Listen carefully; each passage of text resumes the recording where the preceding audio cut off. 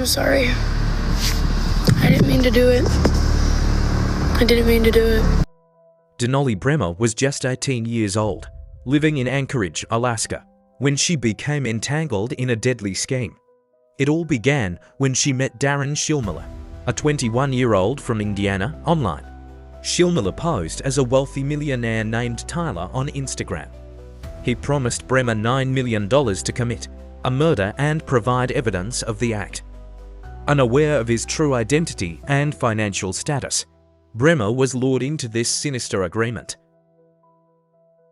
To fulfill Schillmiller's request, Brehmer enlisted the help of several friends, including 16-year-old Caden McIntosh, 19-year-old Caleb Leyland, and two unnamed juveniles.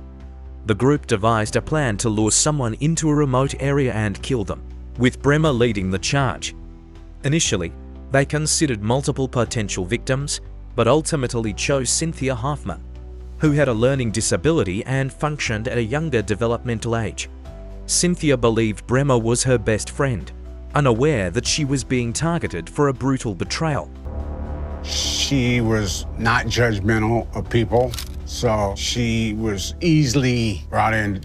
She met Denali Brehmer, I think, at a mall, and she did consider her best friend at one point. My niece was, I don't know how to explain it. She was just very drawn to Denali, and thought that was her friend when it wasn't her friend. The group planned their attack using Snapchat, believing the app's disappearing messages would keep their conversations hidden. In their exchanges, Schillmiller gave step-by-step instructions on how the murder should take place, even suggesting how they should dispose of Cynthia's body. Brehmer later confessed that she believed Schillmiller would actually send her the promised money, and that she was desperate to impress him.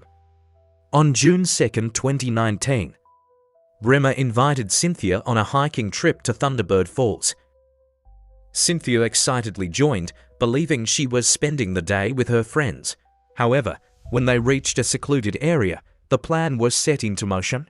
Cynthia was bound with duct tape on her wrists and feet, and her mouth was covered. As she struggled, 16-year-old Caden McIntosh, who was armed, pulled the trigger and shot her in the back of the head. Her body was then pushed into the Eklutna River. Brehmer recorded the crime, taking photos and videos, which she later sent to Schillmiller as proof of the murder. Following the murder, Brehmer messaged Schillmiller, eagerly anticipating the money she was promised. But the reality was far different.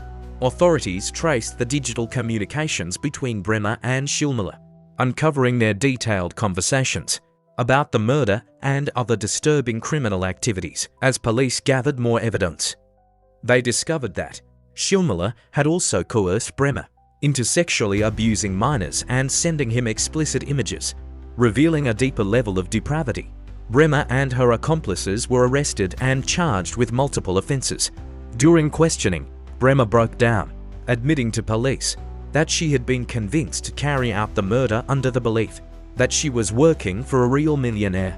"I thought I was going to get rich, but he was lying the whole time." The evidence against Brehmer was overwhelming, and she ultimately pleaded guilty to first-degree murder. In February 2024, she was sentenced to 99 years in prison, the maximum penalty allowed.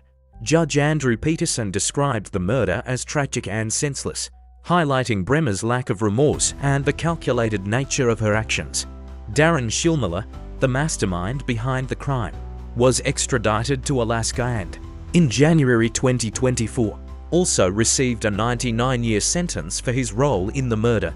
Additionally, he was sentenced to 30 years for producing child pornography, as he had coerced Brehmer into sending explicit images of minors.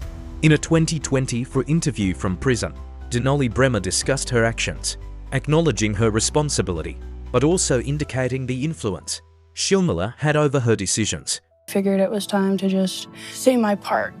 You've all heard one side of the story, so it's time for mine. And I've already admitted guilt, and so I'm ready to finally fully take responsibility for what I've done. So me and Cece had a huge fight, and well, Tyler, Darren, found out and kind of played on my emotions, and my jealousy hit me again. And I'm not gonna lie, I got petty and I was mad.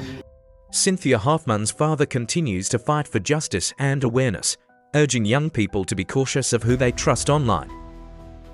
If you found this story compelling, don't forget to like, subscribe, and hit the bell icon for more true crime cases.